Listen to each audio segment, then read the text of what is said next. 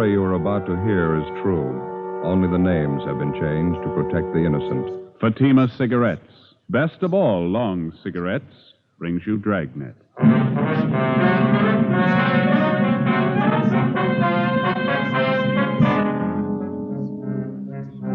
You're a detective sergeant. You're assigned to auto theft detail. A well-organized ring of car thieves begins operations in your city. It's one of the most puzzling cases you've ever encountered. Your job? Break it. You'll be amazed when you compare Fatima with other long cigarettes. You'll find they now cost the same. But in Fatima, the difference is quality. You see, Fatima is the quality king-size cigarette because it contains the finest domestic and Turkish tobaccos superbly blended. And Fatima is extra mild, with a much different, much better flavor and aroma than any other long cigarette. So compare Fatima yourself. Fatimas now cost the same as other long cigarettes, but your first puff will tell you... Ah, that's different. Yes, in Fatima, the difference is quality. Ask your dealer for Fatima, the quality king-size cigarette. Best of all long cigarettes. Start enjoying Fatima tomorrow.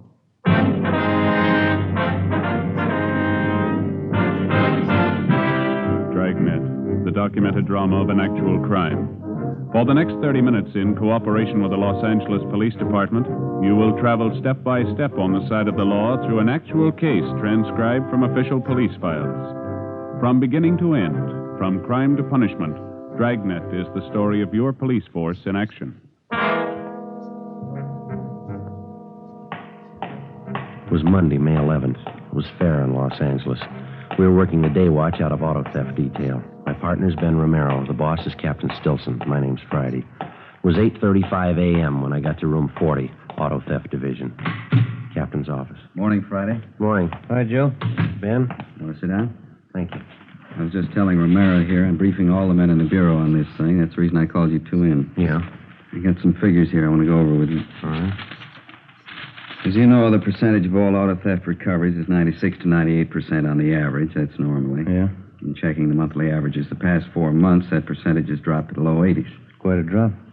Corner Pocket thinks so, too. They want some action on it. Well, we've been working on it. Absolutely no pattern to the thefts. Time, location, the method. Makes it impossible to stake out on it. Yeah, those are some of the reasons our percentage is taking such a dive. I know the problems. We all do, but we got to break this thing soon. Well, it figures we're dealing with a well-organized bunch. They know what they're doing. And cross-checking all the reports, it seems to boil down to this in general. It appears that all the outstanding thefts are GM cars. Cads, Pontiacs, Chevys, Oldsmobiles. All late models, all seem to be in good condition, low-mileage cars. Well, in addition to the regular broadcasts and teletypes, we got out a special bulletin on this, didn't we? That's right. All the thefts were listed, license, make, model, and color. Been sent to all major cities and border patrol stations. Nothing so far. I was checking through the salvage reports. Salvage buy. Do you have the last 2 months' escape from March and April? Yeah, right here. I noticed the same thing. That outfit down on San Pedro Street. Yeah. Let me see. Oh, yeah. This is a composite on the reports for the past 2 months. That's right. This one here. Herman Salvage, 2716 West San Pedro. They seem to deal a little heavy on General Motors cars, don't they? Yeah, they do. I've been watching the buys on this place for the past few weeks now. I wanted to make sure it wasn't coincidence. Well, looks like a good place to run down anyway. You two want to check it out? All right, fine. 2716 West San Pedro. That's it. Outfit appears to be okay. Never been out of line. Seems funny they should deal with the top avian GM cars, doesn't it? Right when our recovery percentage takes a dive, yeah. Do you have the last salvage report there, Captain? Yeah. The last one? Here you are. Thank you. Yeah. Here's one for Herman's, 1949 Cadillac. And a little further down, Herman's again, 47 Olds. Yeah. There's 5 GM buys on the list. Herman got 4 out of 5 of them. Let's find out why.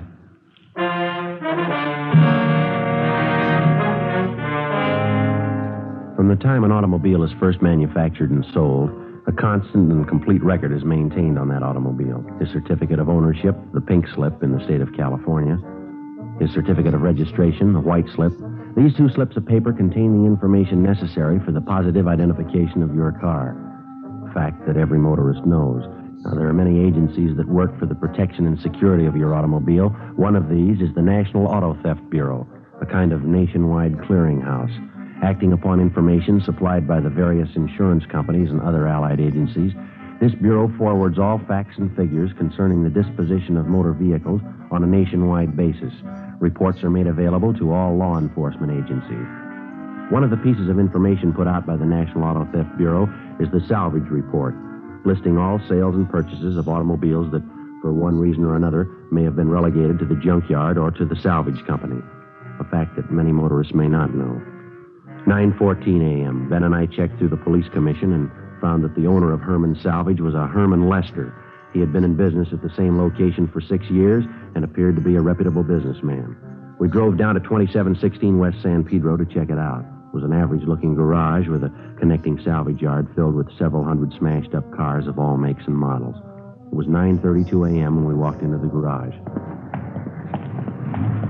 There's a fellow there in a white shirt. Yeah, I see him. Can I help you, gentlemen? Yes, sir. Police officers. Auto theft detail? Oh, yes. I don't believe I know you fellas. My name's Lester. This is Sergeant Friday. My name's Romero. How you do? How are you? Are you the owner here? Yeah, that's right. Hey, whatever happened to Mac and Donovan? Used to drop in once, twice a month. I haven't seen them for 2-3 weeks now. Well, they're a little busy on a special assignment. Oh, I see. All right, if we look around here? Oh, you bet. Make yourselves right at home. Anything special? No, just looking. Okay. Notice you've been pretty busy, huh? Yeah, had a pretty good month. Salvage racket's going to get sour again, looks like, with the Korean War and all the cutbacks. Doesn't seem to have hit you so far. Well, no, not so far. Looks like it may tighten up any time. I noticed from our salvage report you've been doing a big business in GM merchandise.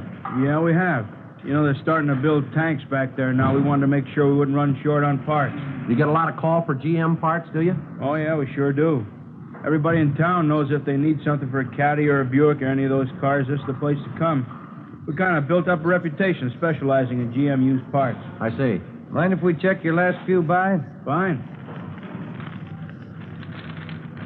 You have a 49 Cadillac, 47 Olds, Pontiac 48, 1949 Chevrolet. Wonder if we might see those. Yes, sir. Right out in the yard. Back this way. All four of them are really bent up. Bad shape. Just breaks your heart to see beautiful merchandise like that all smashed up. I don't know what people are thinking of the way they drive. Yeah. And you take a new Caddy, one of those new convertibles, really beautiful merchandise. Somebody takes one out, rolls it, we pick it up and tow it down here. Beautiful car like that all rolled up in a ball. Georgia Street Receiving Hospital probably picked up the rest.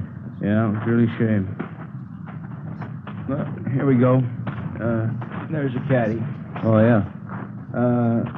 Let's see. The Olds and the Pontiac are in that row there. You see them? Yeah, And that Chevrolet, wasn't it? Yes, sir. 1949. Yeah. Oh, yeah. There she is over there. Third car down. Maroon. See it? Maroon one, yeah. Down there. Yeah. Looks like a graveyard, doesn't it? Sure does. What do you do with all these cars? Strip them down for parts? Well, at least the four you're checking now, yeah. They're all total wrecks. Nothing much can be done with them except for parts. Mm-hmm. How about that Cadillac down there, the sedan? Huh? That one over there, can't you fix that one up? That doesn't look beyond repair from here. Oh, step around the other side here. You can't see from where you're standing. Here. And the right side's all stove in. By the time you figure replacing those side panels and fenders, trim, we couldn't come out on it. Yeah, I see now. Well, I don't know too much about it, but it looked good from over there. Yeah, that's what we get all the time. People want us to pay top prices for stuff we can't get our money out of. If we could repair them, fix them up, and resell them as a complete automobile, there'd be a lot of money in this business. You do that with some of them, don't you? Oh, very few of them, I'll tell you. That's what we look for, but we don't always get lucky. Mm-hmm, I see. Say, how'd you boys like to see some really beautiful merchandise? What's that? Well, come on back in the shop. All right. Kind of a hobby of mine. Mm-hmm. Here's what keeps us busy. Plates and pink slips on their way up to Sacramento for cancellation. Uh-huh. Yeah, over this way. Here we are. Take a look at this baby. Yeah. Hot rod, huh? No, not exactly. We don't go in for that kid stuff racing around town. Well, sure looks like one. Yeah, but it's a little better than most of the kids can throw together. What'll it do? We clocked her up at Muroc at 112 last weekend. You know, they've been coming in here from all over town to see this car? That's so. Yeah. You ever get up to Muroc Dry Lake? No, I never do, but that's the place for it. Running around town and those things can cause a lot of accidents. Those drag races the kids have? Yeah. We don't go in for that stuff. This is strictly scientific as far as I'm concerned. I like to build them up, see what we can make them do. Cost a lot of money, don't they? Got $5,400 in this one right now. I'm putting more into it.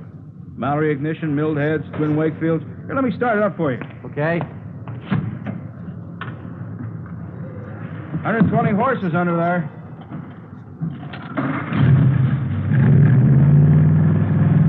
Yeah, sounds good. Listen to that. Beautiful, isn't it? Yeah.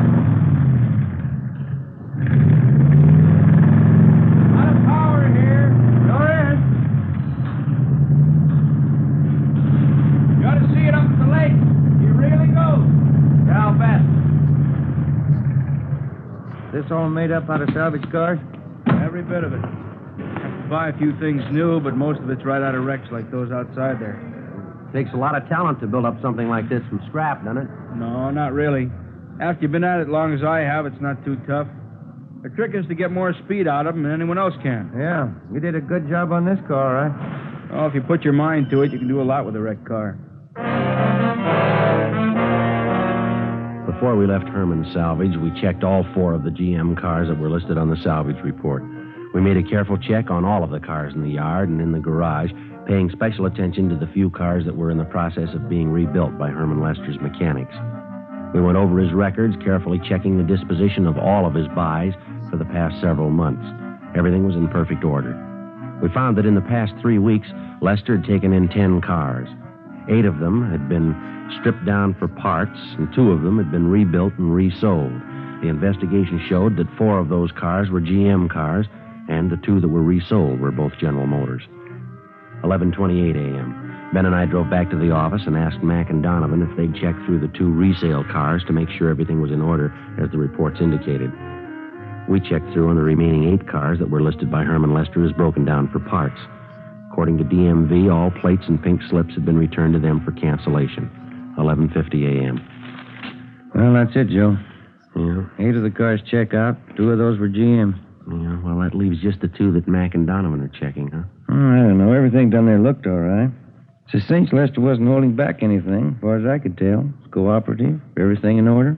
If those 2 that Mac and Donovan are working on check out. I got a hunch they will. Seems to me Lester told us everything. Everything we asked him, anyway. I don't think he held back. If he did, I got an idea who might be able to tell us somebody's been left out in the cold here. What are you getting at? Well, now, if Herman's been able to buy up all those GM cars, what have the other salvage dealers been doing about it? That's a thought. Let's check his competition. 12:40 p.m. We drove back down to West San Pedro Street. We picked out a group of salvage companies in the immediate neighborhood close to Herman's. 3209 West San Pedro, John's Wrecking Yard. We introduced ourselves and started to talk with the owner, a John Bacon. A routine check was made of his establishment, and as far as we could tell, everything appeared to be okay. And that's all you made, huh? Just that one buy? That's it. 1946 Ford. We're dying a slow death. Business pretty bad, huh? Never seen it worse. At least as far as we're concerned. How do you account for that, Mr. Bacon? Oh, everything, I guess. Business bad all over at the moment. Scrap metal situation's in a state of flux at the present time. In looking around, Mr. Bacon, we noticed you don't have much in the way of General Motors stuff. Is that because of GM going into war production? Any cutback would eventually affect you fellas, wouldn't it? No, not at all. Cutback would, sure, but there's no tremendous curtailment right at the present time. They're still turning out a lot of automobiles back there. Well, then what's your problem? We're being outbid, right up and down the line by the same outfit. Who's that, sir? A company by the name of Herman's Salvage, just up the street there. Go out to buy a piece of merchandise, their boys just won't let us get near it. They pay more than you do, huh? More than we can, Sergeant. I honestly don't see how they're coming out on some of their deals. It's that much out of line, huh? Certainly is. You know, whenever there's anything available, all the salvage companies get their bid in. Well, Herman simply outbids all of us. Yeah, it makes it kind of rough. I'm not the only one. Pete Larkin up the street, old man Henry next door, all of us. I don't know what we can do about it. Herman seems to be doing all right, no matter what he pays for his cars. Mm-hmm. None of us can figure it out. Just judging from the number of cars he outbids us on and the number he rebuilds, I just can't see how he's coming out. But he is, huh? Figure he's laying odds on a big shortage. That's what all of us think. He's laying in a stockpile. Is that the idea? Sure. What else could it be? We continued our check on all salvage dealers, both in the neighborhood of Herman Lester's place and throughout the city. It seemed to be a fact well known to most dealers that Herman was outbidding all of them on any and all GM automobiles. The only possible explanation was that he must be trying to lay in a large stockpile of this particular make of car. 3:35 p.m. We received word from Sergeants Mack and Donovan that they had checked out the 2 remaining cars listed in Herman's books, the resales. Ben was right. They checked out with no discrepancy. During the next 10 days, the investigation continued. The theft of late-model GM cars continued, with few recoveries. Suspects were arrested and questioned. We could find no connection that might lead us to an organized ring of car thieves that might be responsible for the lack of GM car recoveries. The salvage report showed no change in Herman's buying technique. Apparently, he was still dealing heavy on the one particular make of car. Thursday, May 25th. We received a teletype from DMV listing all the salvage buy transfers. In making our usual daily check of this teletype, we noticed a 1949 Cadillac, engine number 598-77415. It had been resold from salvage to a used car lot. That's the place right up the block. Yeah, I see. Same cad we saw in Herman's salvage yard. Yeah, it's funny, isn't it? The one in particular that I asked him about, you remember? Yeah, I remember. You thought it could be fixed up. He said no. It's only been a little over 2 weeks ago, hasn't it? Yeah, that's right. Well, still doesn't prove anything. Here we are. Jake's. This is the place. Yeah, there's a cad in the front line right down there, huh? Mm-hmm. I don't see anyone around, do you? No, I don't. Well, I guess it's all right to check the engine number anyway. Yeah, I'll get the hood release. Right.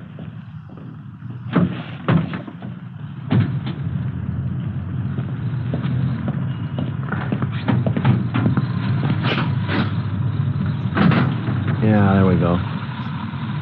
Yeah, the engine's had a good steam cleaning. Let's see. 598-77415. That's it. Herman sure did a nice job on it, didn't he? Yeah. Almost looks too good, doesn't it? Yeah, just a minute. Yeah. Body serial doesn't match. Doesn't correspond with the engine model. It's a 49 body.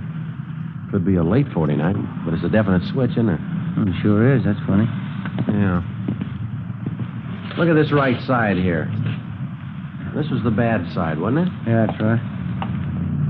Does it look like it's been rolled out to you? No, there's no feathering, no orange peel. Either that's the best repaint job I've ever seen, or it's never been in an accident. Yeah. I'll take a look underneath. Huh? Yeah, all right. Okay. Want to move your feet there? Yeah, all right. Anything? No, nothing. There's not a seam or a joint under there. No welding marks of any kind. This car's never been in a smash-up. The engine number checks, the body doesn't. And this is the one Herman couldn't fix up. Yeah, that's what he said. Maybe he changed his mind. Or he lied.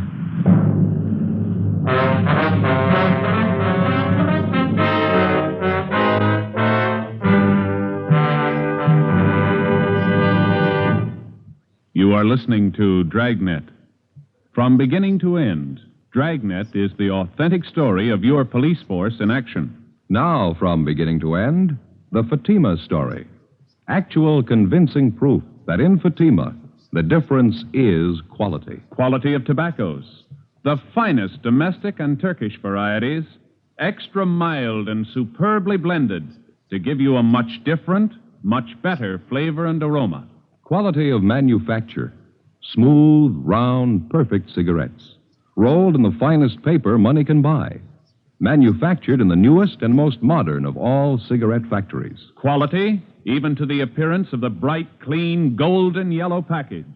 Carefully wrapped and sealed to bring you Fatima's rich, fresh, extra mild flavor. Because of its quality, its extra mildness, its better flavor and aroma, more long cigarette smokers are now insisting on Fatima than ever before. So if you smoke a long cigarette, compare Fatima. You'll find they now cost the same. But your first puff will tell you Ah, that's different. Yes, in Fatima, the difference is quality. Insist on Fatima. Start enjoying the quality king-size cigarette. Fatima. Best of all long cigarettes.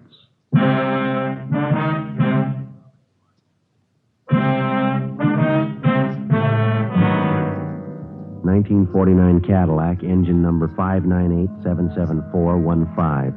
In checking out this automobile, Ben and I had found that the engine number corresponded with the salvage report concerning Herman Lester's place. The one big item that did not jibe was the fact that the engine was now mounted in a different body than when the car left the factory, a fact that had to be accounted for in complete detail. When we had checked this automobile on the 11th of May at Herman Salvage Yard, both engine and body numbers corresponded. In taking a close look at the car, it was obvious that the body had not been repaired in any way. It was clear that this particular car had not been in any kind of collision. We went back to the rear of the lot and asked one of the salesmen not to sell the car without informing us. When we got back to the office, we started rechecking all of the auto theft reports. We found 5 stolen Cadillacs, but all the body styles and models were different, with the exception of one, a 1949 Cadillac sedan, reported stolen on May 14th. It was registered in the name of William Brownell. We checked his home and found that he was at work. He was a superintendent for the North American van lines. We drove over and picked him up and took him to Jake Hughes' car lot on Vermont Avenue. This is the car, Mr. Brownell. Mm-hmm. Well, it's just like mine, but I don't think it's the one. Are you sure? For one thing, it's a different color. My car was maroon. You want to step over here, Mr. Brownell? Sure. Now, if you'll look very closely here on the door edging and on the jamb, right here, see? This is the one place sometimes they miss with a spray gun if they're going to repaint. Oh, yeah, there's a faint trace of red under the blue paint there. Looks like it could be maroon, doesn't it? Yeah, does it there? This car's been repainted. It was maroon. Well, mine didn't have these kind of seat covers. Let's see. Same kind of upholstery I had, though, underneath here. I don't know. Mr. Brownell, there must be something other than the color and the upholstery that you'd know your own car by. Never gave it much thought. Well, there's usually some little identifying mark of some kind. I know that on my car, the lens on the right headlight got broken, and I had to replace it with one that didn't match. Something like that, sir? Let me see. Could I look inside there a minute? Sure. Right here under the speedometer, there was a thumbprint pressed in at the factory. It's pretty deep. No, it's not there now. And don't forget that the car's been repainted. It might have been covered up. No, this was clear down to the metal. Apparently, when they were installing the instruments at the factory, the panel wasn't dry yet. Not there now, and they couldn't have covered it up unless they made a special point of it. Well, sometimes that's done. Car thieves are kind of clever. I'm sorry, gentlemen. I don't think this is my car. Don't think I don't wish it was, but it's not. Can you think of just one other thing, maybe? Just one mark of identification is all we need. No.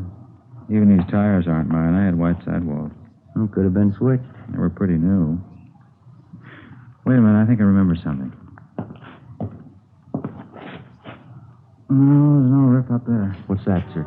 I just thought of something. The boys down at the office gave me a St. Christopher medal.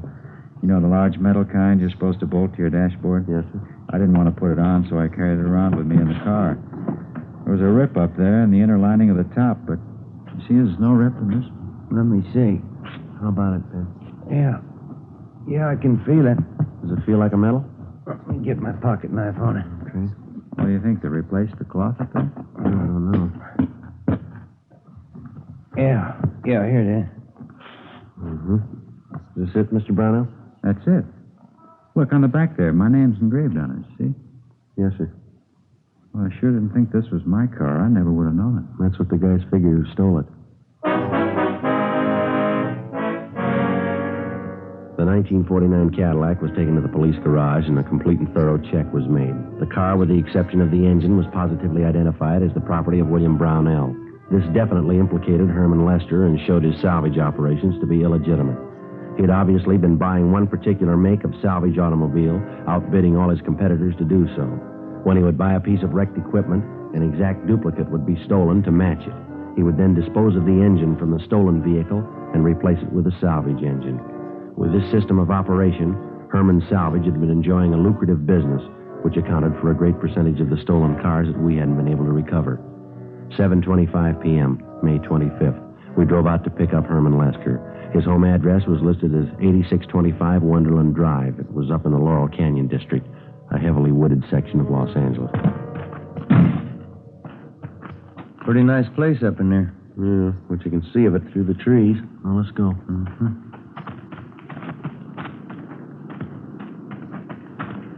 Look at that, Joe. Yeah. Looks like a 50 Olds. Everything there but the engine. No plates. Mm-hmm. I didn't notice that from the street, did you? Never could have seen it from down there. Mm. Looks like a garage back up in there, doesn't it? Perfect spot. Can't see any of this from the street with all those trees. Pretty fancy layout for a home garage. Good size. Yeah.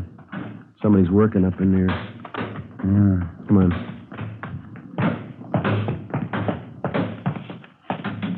Hi there. Brings you fellas right up here. Want to have a little talk with you? Oh, you bet. Come on in the house. Have a cold beer, huh? No, this will be all right. Joe, you got a hot sheet? Yeah, right here. Kind of caught me by surprise here, working out in the garage. Yeah, that figures, Lester. These plates are from a stolen car. You sure? That's right. You remember a 49 Cadillac we looked at down at your place a couple of weeks ago? Oh, not sure. 49 Cad? That's right. Whatever became of that car? Oh, now I remember. Yeah, I sold that car to Jake's over in Vermont. Thought you told us you couldn't fix it up. I don't remember. You sure you don't mean some other car now? No, it's the same one. You know the one we mean. How about it? How about what? That was a stolen car, Lester, and you know it. That's a stolen car out there in the yard, isn't it? What's that hoist, Ben? There he goes, Joe. All right, Lester, hold it. Stop it, stop, Joe. All right, now, come on. Drop it, Lester. Drop the hammer. Go with me.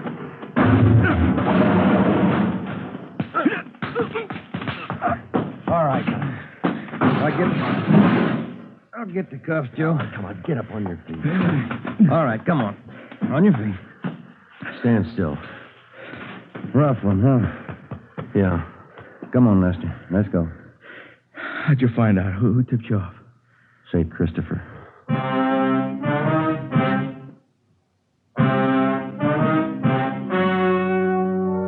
The story you've just heard was true.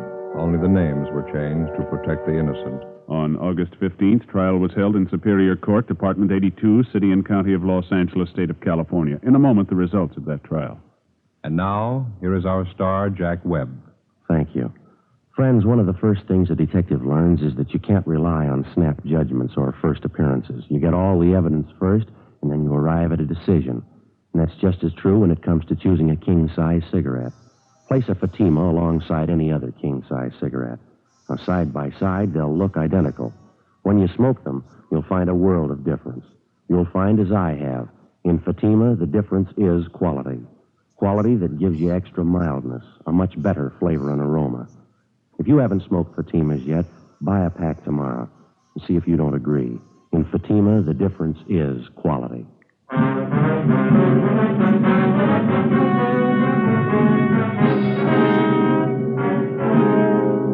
Herman W. Lester was tried and convicted on 3 counts of grand theft auto and 2 counts of grand theft money, all sentences to run consecutively.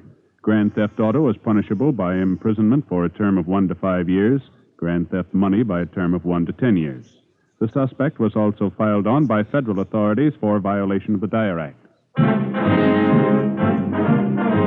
You have just heard Dragnet, a series of authentic cases from official files. Technical advice comes from the Office of Chief of Police W.H. Parker, Los Angeles Police Department. Fatima Cigarettes, best of all long cigarettes, has brought you Dragnet, portions transcribed from Los Angeles.